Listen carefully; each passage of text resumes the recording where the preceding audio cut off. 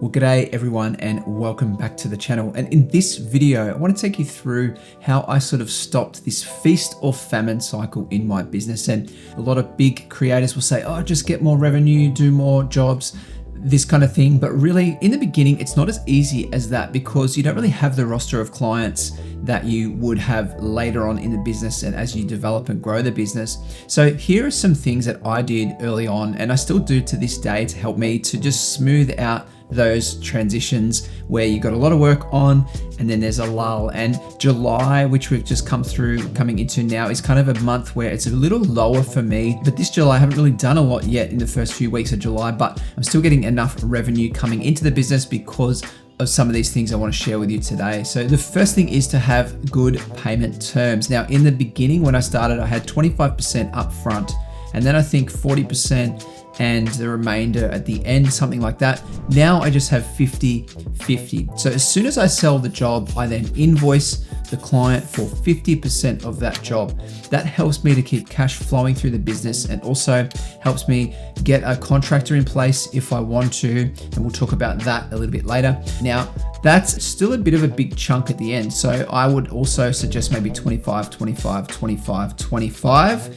But there is more work involved in doing that because you've got to send off each of those invoices and then your client has to process each of those invoices as well. So we kind of equalized at a 50-50 and most clients will agree to that. Some want to pay upfront and then some also want to get on a retainer. So my second point is see if any of your clients would appreciate to be on a retainer, which means you basically get them to pay every month a certain amount and then you do a certain amount of work and you can work that out with them directly. But maybe it's every month they're wanting to do a video with you or you're editing something for them every month. So just put them on a retainer and set up a direct debit so that it can just debit their account each month. And that can help you to have a baseline of work on the go. I don't do retainers because I like to have a flow in my business where it's not based on me kind of being an employee. I like the idea of, okay, I'm a contractor and I'm contracted to do each job individually, and we do a lot of bespoke videos. So the cookie cutter retainer isn't as good for my business and I just haven't gone down that road. But I have got some clients that do $50,000, $60,000, $70,000 a year with me, and I could easily reach out to them and try and organize with them to do a retainer. Maybe I could say, hey, we did $70,000 last year and I want to actually just drop that down to 60 but have monthly payments coming through so we can produce the same exact amount of videos, potentially even more, because we're going to get some efficiencies if we're working with you month to month and not just contract based. And I want to set that retainer up so, charge you $6,000 a month or something like that, or $4,000 a month, whatever that works out to be up to that $60,000 a year. And I want to do that because I want to serve you better.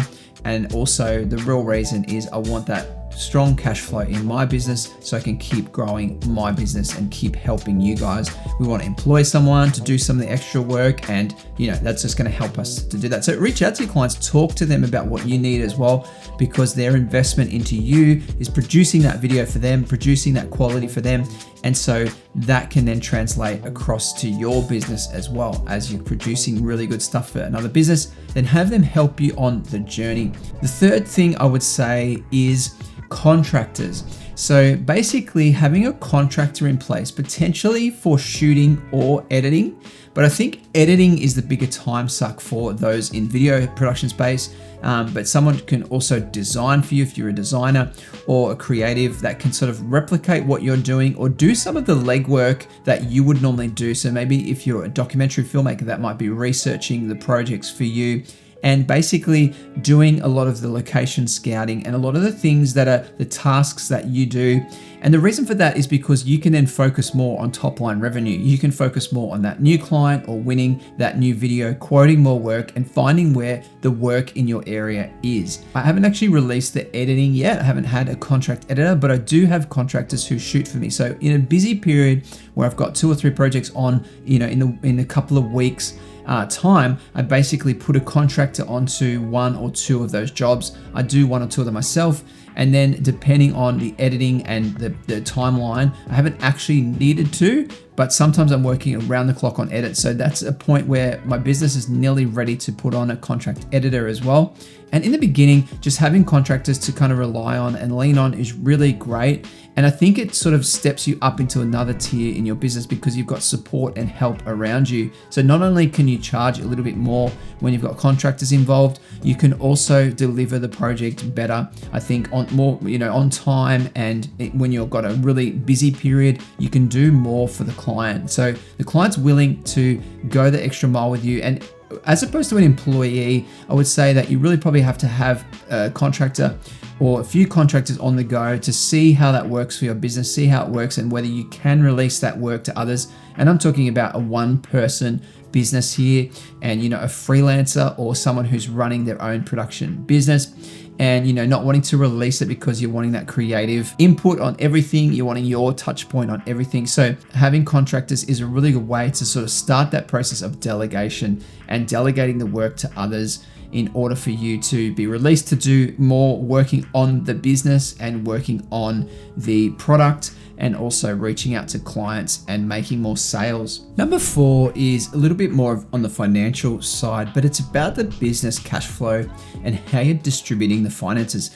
If you always just pay the bills out of what comes in and you're just paying out things all the time, buying that new camera or covering off your subscriptions for running your business, then you're always going to be in a state of lack, because you're always going to be owing something to someone. And so the best thing you can do to kind of set your finances up is, as soon as that money comes in, you then pay yourself first. And it's really simple. Even if it's only $10 or $15, maybe it's $100, maybe you can afford $1,000, depending on what your expenses are. If you just pay yourself first, it basically says that this business is not just to make the money to pay all the bills and to do everything for everybody else and to make sure I can subscribe to, the Adobe Creative Cloud, make sure I can buy the new drone. This business is actually for me, and it's set up to serve me in some capacity. So you're paying yourself first a small amount, and now that money isn't for your salary. That money is for you. That money is to go into an account, maybe to be used for investment later or just as a nest egg. But it's not money necessarily that you're spending on trinkets and things that you want to buy. It's more so money that is going to be saved for the long-term health of your business. And as your business grows, you can increase that amount. So any small amount to start with, that transaction goes into your account, and the first thing that happens is that little bit of money goes across to account where you can't really touch it. You don't really know how much is in there, or maybe someone else has got the logins, your wife or a partner or a friend, a close friend has got those logins, your mum maybe, if you're just starting out in business and you're quite young. But having someone else have access to that, you not having access to it, is a really good way.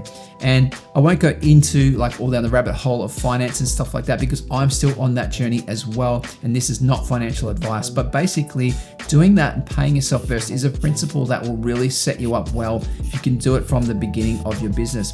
Then out of that, you want to save another 20 or 30% even for taxes and for overheads in the business and certain things that the business will just need to pay out of. So in the beginning, when you're making 100% revenue, then only 50 to 60% of that is going to go into your pocket. So paying yourself first is a really good way just to protect that money from everything that's going to be demanding it.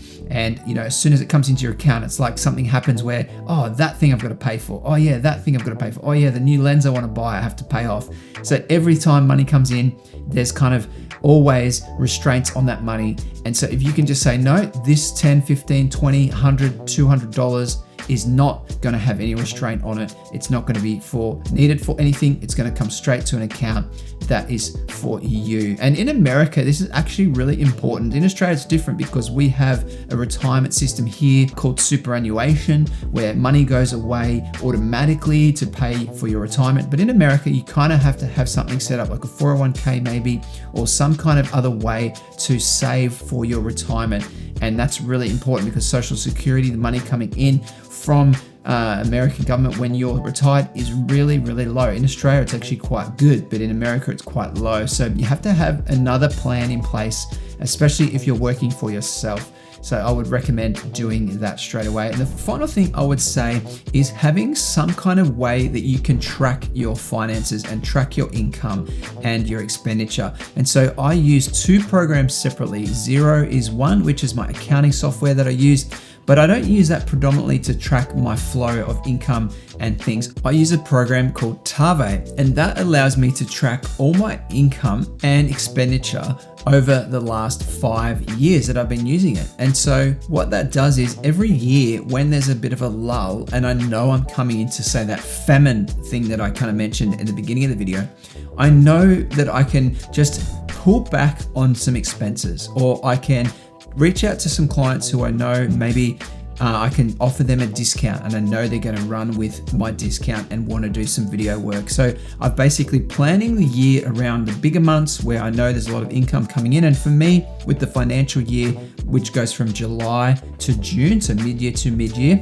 I know that around July, there's a bit of a lull because budgets are resetting and businesses are doing their tax at tax time, and they're kind of looking at the next year. And so rather than it being kind of Christmas time, is also a bit of a lull, 2 or 3 weeks where everyone is away for Christmas. So December, January is a little slower, but I know that July is probably my slowest month. And so working out ways to have the cash flow extended through July and have payment terms that kind of give me progress updates through July is a really good way. But also knowing, okay, in July, I'm not going to be spending as much. I'm going to maybe spend in April or May. I'm going to pay a few different things on time, maybe pay them early or prepay them, like my Xero subscription, I prepay that. My Vimeo subscription, I prepay that. So that when July comes, there's not as much demand on the finance of the business. So working out how to structure that cash flow, how to make sure that you're paying everything on time and prepaying some stuff so that the months that come where there's less cash flow, you're just aware of those. And that's not always the way. It can always change. So you can always do things where money is actually coming through and you've got heaps more coming in than you thought possible. So it's not about limiting beliefs, but it is just about having a structure and a way that you can get the cash flowing through your business so that you're never in a famine cycle again. So hopefully that's helped you. And really these things that I implemented in my business really helped me to just make it really viable for me to have my own business and run my own company. And if you did want to check out Tave, I'm going to leave a link in the description below. You can go on there and get a discount for your first month. And I also receive a little bit of a kickback on that as well, but it doesn't make me any money. So it's just to help you out if you're needing a system that can kind of help you to see what your cash flow looks like every year. Anyway, thanks so much for watching this video. It's been great to be with you, and we'll see you in the next one. Bye for now.